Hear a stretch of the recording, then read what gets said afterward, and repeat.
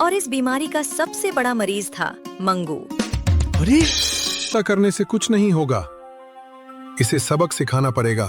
मंगू चाचा, आप यहाँ पेड़ के पीछे क्या कर रहे हो? रामपुर एक छोटा सा गांव जहां लोग एक दूसरे के सुख दुख में हमेशा साथ खड़े रहते थे। लेकिन उसी गांव में एक ऐसी बीमारी फैल चुकी थी जिसका इलाज किसी डॉक्टर के पास नहीं था। ये बीमारी थी उधारी की बीमारी, और इस बीमारी का सबसे बड़ा मरीज था मंगू। अरे, मेरे पैसे कहाँ गए? लगता है घर पर ही रह गए। कोई बात नहीं मंगू, कल दे देना। बस भाई, कल सुबह सबसे पहले तुम्हारे पैसे, पक्का। इसका कल कभी नहीं आता। चाय वाले को क्या पता था कि यही कल पूरे गांव की सबसे बड़ी परेशानी बनने वाला था। मंगू के लिए उधार लेना कोई मजबूरी नहीं था, बल्कि रोज की आदत बन चुका था। उसे पूरा भरोसा था कि मीठी बातें करके किसी से भी उधार लिया जा सकता है। रणसिरारान लाला जी, आज तो आपकी दुकान पहले से भी ज्यादा चमक रही है। सीधे बताओ क्या चाहिए? बस थोड़ा सा सामान, आधा किलो चीनी, एक चाय पत्ती और वो वाला बड़ा बिस्किट का पैकेट भी दे दीजिए। पिछले महीने का उधार पहले चुका दो। अरे लाला जी, आप भी कैसी बातें करते हैं। कल सुबह सबसे पहले आपके पैसे। तुम्हारा कल तो पूरे गांव ने सुन रखा है। लेकिन इस बार वाला कल सचमुच आएगा। चाय वाले के बाद अब किराने वाले का नाम भी मंगू की उधारी वाली सूची में जुड़ चुका था। लेकिन मंगू नहीं जानता था कि उसकी यही आदत धीरे धीरे पूरे गांव को उसके खिलाफ खड़ा करने वाली थी। पहली बार उसकी उधारी पूरे गांव की चर्चा बनने वाली थी।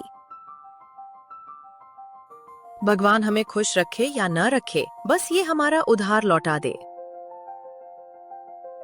मेरे 3 महीने के पैसे बाकी हैं। मेरे भी। बाल कटवाकर भी बोला था कल पैसे दूंगा। अगर ऐसे ही चलता रहा तो एक दिन पूरा गांव इसके कल का इंतजार करता रह जाएगा। गुस्सा करने से कुछ नहीं होगा। इसे सबक सिखाना पड़ेगा, ऐसा सबक जो इसे जिंदगी भर याद रहे।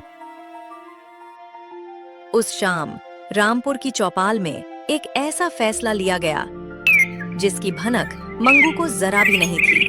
लेकिन अगली सुबह उसकी उधारी की बीमारी का इलाज शुरू होने वाला था, और अगली सुबह होते ही पूरे गांव ने एक साथ एक ही नियम अपना लिया। चलो, आज पहले दूध ले लेता हूँ, पैसे तो कल दे ही दूंगा। मंगू भाई, आज से उधार बंद। पहले पुराना हिसाब, फिर नया सामान। अरे, सुबह सुबह मजाक मत करो। मैं मजाक नहीं कर रहा।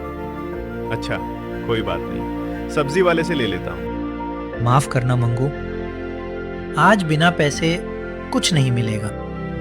तुम भी? आओ मंगू, आज जेब टटोलने की जरूरत नहीं है।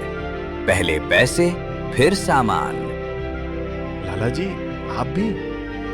मंगू पहली बार पूरी तरह उलझ चुका था। एक ही दिन में पूरे गांव का व्यवहार कैसे बदल गया? क्या ये सिर्फ इत्तेफाक था या इसके पीछे कोई बड़ी योजना छिपी थी?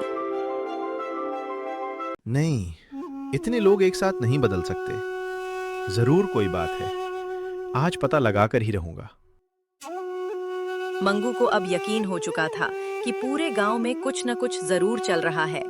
लेकिन क्या ये कोई संयोग था या फिर सबने मिलकर उसके लिए कोई जाल बिछाया था? याद रखना, कोई भी मंगू को उधार नहीं देगा जब तक उसे अपनी गलती का एहसास न हो जाए।